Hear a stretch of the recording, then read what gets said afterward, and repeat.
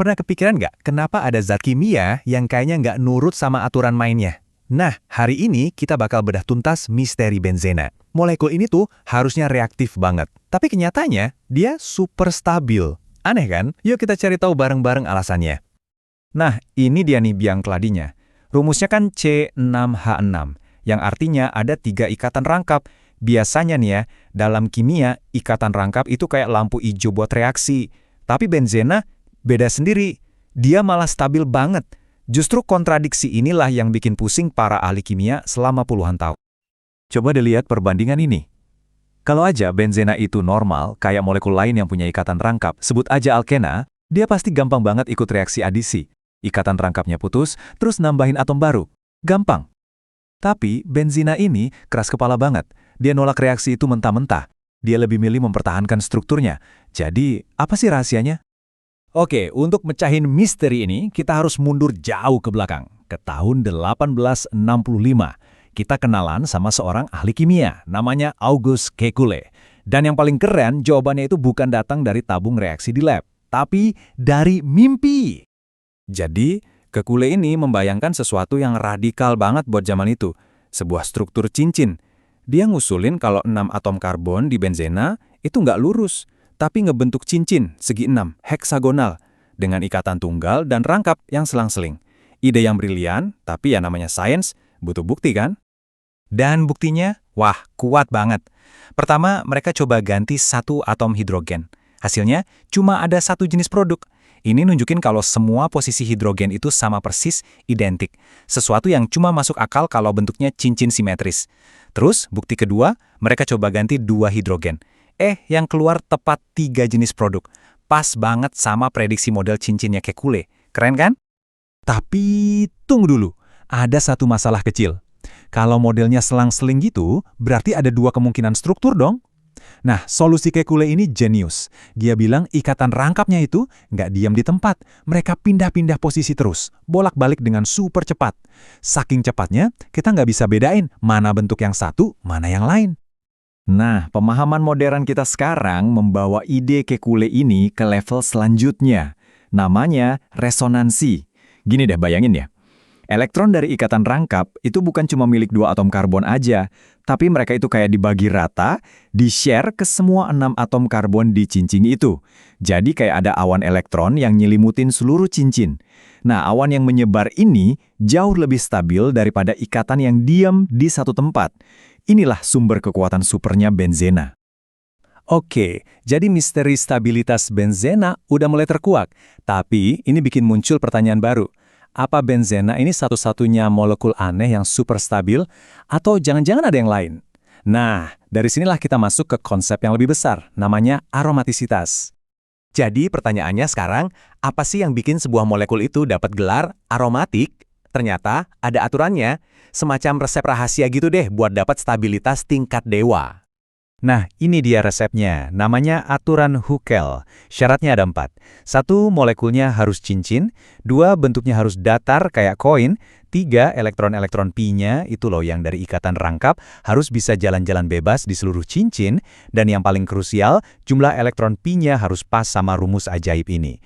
4n plus 2, di mana n itu bisa 0, 1, 2, dan seterusnya.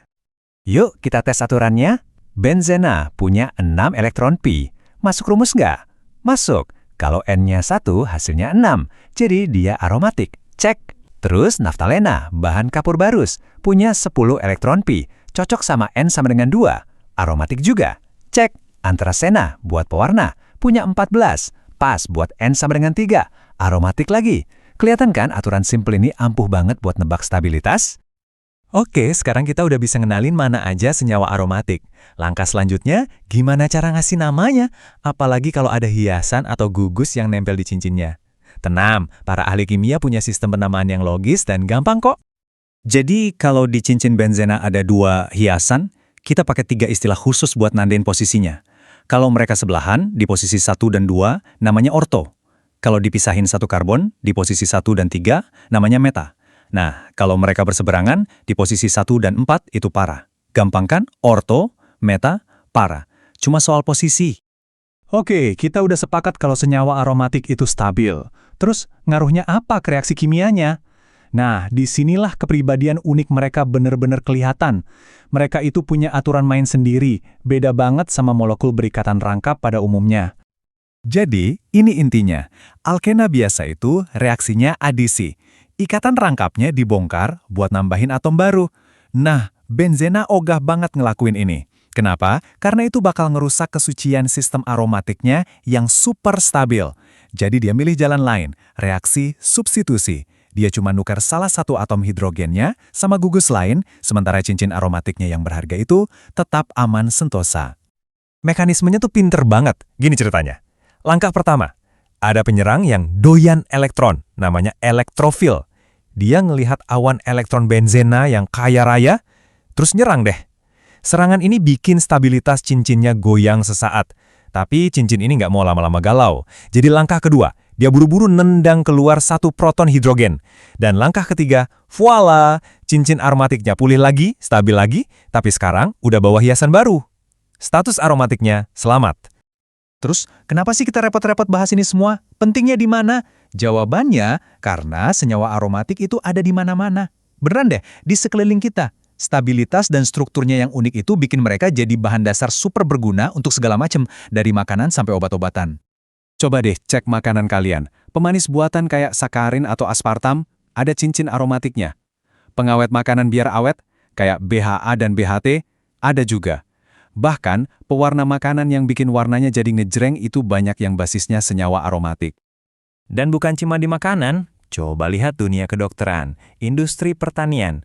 Banyak obat pereda nyeri dan antibiotik yang kita kenal, struktur intinya ya cincin aromatik itu. Pestisida, zat aditif di bensin biar mesin lebih oke, sampai pewarna tekstil yang warnanya kuat, semua itu nggak lepas dari peran kimia aromatik. Tapi stabilitas super ini ada sisi gelapnya juga. Justru karena stabil banget, beberapa senyawa aromatik ini jadi susah terurai di lingkungan. Contoh paling terkenalnya itu benzopirena, yang ada di asap rokok dan asap knalpot. Saking stabilnya, tubuh kita susah banget buat ngolahnya. Akibatnya, dia jadi zat karsinogen, pemicu kanker yang berbahaya. Ini jadi pengingat ya, kalau dalam kimia, kekuatan itu bisa jadi pedang bermata dua. Jadi gitu ceritanya, dari mimpi kekule tentang ular sampai aturan Huckel yang ngatur stabilitas, kita udah berhasil ngebongkar rahasia benzena. Nanti, kalau kalian lagi baca label komposisi, lihat asap knalpot, atau minum obat, coba deh ingat-ingat soal cincin segi 6 yang super stabil ini. Pertanyaannya sekarang, setelah tahu bahasa rahasia ini, kira-kira seberapa sering kalian bakal nemuin jejak senyawa aromatik di dunia sekitar kalian?